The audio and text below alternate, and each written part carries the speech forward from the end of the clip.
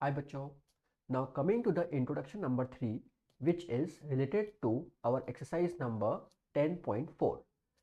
इस एक्सरसाइज को स्टार्ट करने से पहले हमें पता होना चाहिए कि वेक्टर प्रोडक्ट क्या होता है और उसको हम किस तरीके से सॉल्व करते हैं एंड उसकी बेसिक प्रॉपर्टीज क्या क्या होती है। तो स्टार्ट करते हैं question number, not the question number but the point number 1 से। हमें दिया है how to solve vector product. Let's see कैसे सॉल्व करते हैं। सबसे पहले सपोज मैंने एक वेक्टर लिया है, vector A is equal to i cap plus 2j cap minus 3k cap and एक वेक्टर बी जो मैंने लिया है which is equals to 2i cap minus 3j cap plus k cap. अब मुझे इन दोनों वेक्टर्स का क्रॉस प्रोडक्ट निकालना है, तो देखिए कैसे निकाल सकते हैं। एज वेल एज अगर ये समझ में आ जाए तो इसी क्वेश्चन को अपनी कॉपी में ज़रूर सॉल्व करिएगा बिना देखे। चलिए अब हम निकालते हैं vector A cross vector B. इसको निकालने के लिए हमें हेल्प चाहिए किसकी? डिटर्मिनेंट्स की। देखिए कैसे लिखना होता है। तो हमने यहाँ बना लिया डिटर्मिनेंट। उसके बाद next I cap, J cap and K cap, ये लिखना कंपलसरी है। अब सबसे पहले कौन है? वेक्टर ए। तो अब हमें वेक्टर ए के कोफिशिएंट्स लिखने हैं। वेक्टर ए के कोफिशिएंट्स हैं 1, 2 एंड -3। तो हम यहाँ लिख लेते हैं 1, 2 एंड -3। इसके बाद सेकेंड नंबर पे कौन है? बी। तो अब हमें क्या करना है? बी के कोफिशिएंट्स लिखने हैं। तो what are the coefficients of vector B? 2, -3 and 1। 2, -3 and 1। अब इसे हमें वैसे ही सॉल्व करना है जैसे हम डिटरमिनेंट में इसको सॉल्व किया करते थे। जिसे नहीं आता है तो वो मेरी डिटरमिनेंट वाली वीडियोस को भी देख सकता है। तो लेट अस सी इसको कैसे सॉल्व करेंगे। तो यहाँ पे हम लिख लेते हैं प्लस माइनस प्लस। तो इसका solution will be i cap बाहर, आई कैप को हमने हाइड किया रो और कॉलम को, तो वी विल गेट 2, 2 1 ज़ा 2 एंड -3 3 ज़ा 9 minus j cap. J cap के लिए जे कैप का हमने रो, ये वाली रो एंड ये वाला कॉलम हाइड किया, तो हमें मिलेगा 1 into 1 1 minus 2 into -3 gives you -6। So I can write here as -6 और यार इट इज। और last step plus k cap. K cap के लिए हमने इसको के की रो और के का कॉलम छुपाया। So what I will get -3, इन दोनों को मल्टीप्लाई करेंगे -3 and -4। So I can write here as -3 -4। ठीक, अब हम इसको थोड़ा सिंप्लीफाई कर लेते हैं। तो लेट्स सी क्या आता है। Okay, so I will gate -7 I cap -7 J cap -7 के कैप। तो आई होप आपको समझ में आ गया होगा कि हमने ए क्रॉस बी को कैसे सॉल्व करना है। ठीक, ए क्रॉस बी सॉल्व करने के लिए मैं आपको एक क्वेश्चन और दे रहा हूँ। आपको at time, at the present instant आपको उसको सॉल्व करना है। मैं भी उसको सॉल्व करूंगा। लेट्स सी आपके और मेरे आंसर्स मैच करते हैं या नहीं। ठीक, चलिए the question is vector A is -4i cap plus k cap and vector B is i cap plus 2j cap plus 4k cap. आपको क्या करना है? इन दोनों वेक्टर्स का क्रॉस प्रोडक्ट करना है। सॉल्व करिए एंड लेट्स सी आपका आंसर मेरे आंसर के साथ मैच करता है या नहीं। अगर कर गया तो वेरी गुड, अगर नहीं करता है तो मेरी वीडियो को देख सकते हैं। चलिए ए क्रॉस बी सॉल्व करने के लिए सबसे पहले हमें लिखना है डिटरमिनेंट फॉर्म। तो हमने यहाँ बना लिया determinant I cap, J cap, k cap. Coefficients of ए ले लेते हैं। ए के कोफिशिएंट्स में पहले आई के साथ है -4, जे इसमें है ही नहीं तो यहाँ पे आ जाएगा 0। के का कोफिशिएंट 1 है, वो यहाँ आ गया। Now what I have to do, I have to write the coefficients of vector B. तो वेक्टर बी के कोफिशिएंट्स है बेटा 1, 2 एंड 4। तो ये हो गया 1, 2 and 4। Next what I have to solve? Determinant. तो अब मैंने यहाँ ले लिया ऊपर में प्लस माइनस प्लस। अब डिटर्मिनेंट कैसे सॉल्व करते हैं वो आपको पता है। नहीं पता है तो मैं आपको विद डिटरमिनेंट सोल्यूशन के साथ एक्सप्लेन कर रहा हूँ। तो सबसे पहला काम हमें ये करना है कि यहाँ पे जो आई कैप है, प्लस का आई कैप, तो हमने लिख लिया बेटा प्लस का आई कैप। फिर बेटा आई कैप की जो रो और कॉलम है उसको हाइड कर दो, मतलब ये रो हाइड करनी है और ये कॉलम हाइड करना है। तो ये जो चार एलिमेंट्स बचे हैं, what I have to do, 0 into 4 0 minus 2 into 1 2। ये मैंने सिर्फ सॉल्व किया किसके लिए, आई कैप के लिए। अब जो मुझे सॉल्व करना है वो किसके लिए सॉल्व करना है, जे कैप के लिए। तो इनको हम पहले हटा देते हैं, ठीक, ये हट गए। नेक्स्ट हम क्या करेंगे, अब जे कैप के लिए करना है, तो माइनस जे कैप के साथ क्या साइन लगा है, माइनस, तो I can write here as minus j cap. अब जे कैप के लिए हमें क्या करना है, उसकी रो हटानी है और इसका जे कैप का कॉलम हटाना है। तो हमने इतनी चीज़ हटा दी। तो what I have to do, -4 into 4 gives -16, ये हमने लिखा। एंड माइनस, बीच में हमेशा माइनस लगता है, 1 इंटू 1 गिव्स यू 1। ये हमने जे कैप को सॉल्व किया। अब हमें किसे करना है, के कैप को, तो हम इसे हटा देते हैं, ठीक।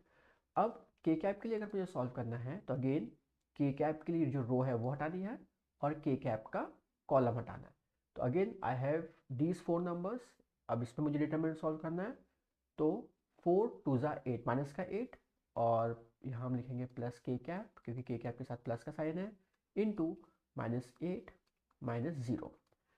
तो इस तरीके से हम डिटर्मिनेंट को सॉल्व करते हैं। वैसे आई होप कि आपको ये चीज़ पहले से आती होगी, बट जिन बच्चों को नहीं आती है उनके लिए मैंने इस तरीके से सॉल्व करके शो कर दिया है। नाउ अब हम आगे देखते हैं इसका फाइनल रिजल्ट क्या आता है। Yes, so our final result will be -2 I cap -17 J cap -8 K cap, और माइनस माइनस प्लस होता है, so I can write this as -2 I cap plus 17 J cap -8 K cap.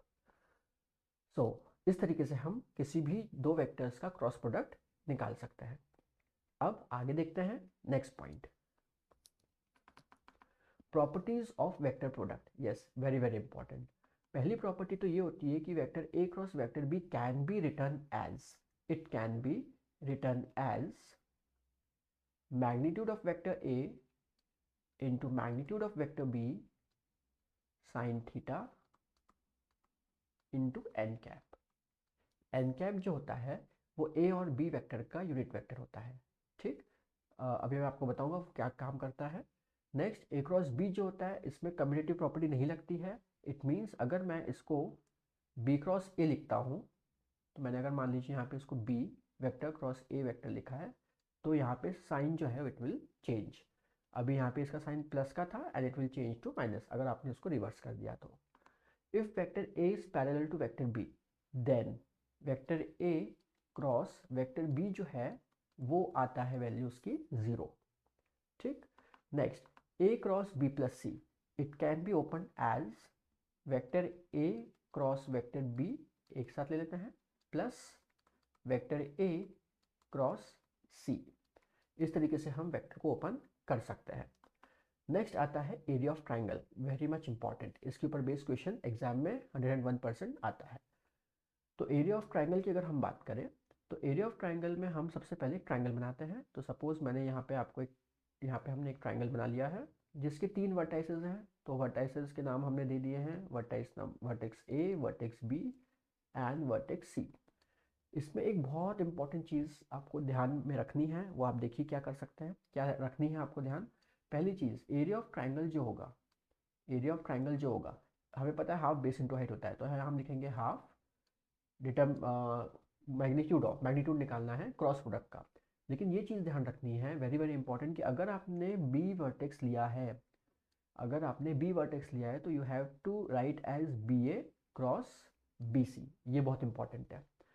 So half magnitude of BA vector cross BC vector, ठीक। या फिर ये भी लिख सकते हैं, और एरिया ऑफ ट्राइंगल का फिर इसी से अगर हम फॉर्मूला निकालना चाहे, अब मान लीजिए मैं बी वर्टेक्स नहीं लेता हूँ, मैं ए वर्टेक्स लेता हूँ। सपोज मैंने ए वर्टेक्स लिया, तो ए वर्टेक्स के अकॉर्डिंगली अगर मैं देखूं तो मुझे लेना पड़ेगा A B and A C. ठीक, तो I can write this as half magnitude A B vector cross A C vector. और अब हम तीसरा देखते हैं, तो तीसरे के लिए हम कर लेते हैं फॉर एग्जाम्पल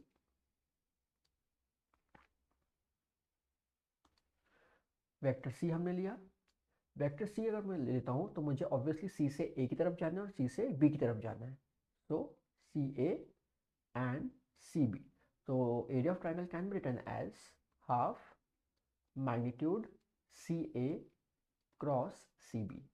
इस चीज़ का बहुत अच्छे से ध्यान रखिएगा कि जिस वर्टेक्स को भी आप ले रहे हो उसकी दोनों एडजेसेंट वेक्टर्स, एडजेसेंट साइड्स ही हमें लेनी है। That is very much important. Next, इसके ऊपर बेस हम क्वेश्चन पक्का करेंगे, ऑब्वियसली अभी करेंगे तो समझ में भी ज़्यादा अच्छे से आएगा, लेकिन ये चीज़ बहुत इंपॉर्टेंटली आपको ध्यान रखनी है कि हमें एक वर्टेक्स से दो तरफ जाना है।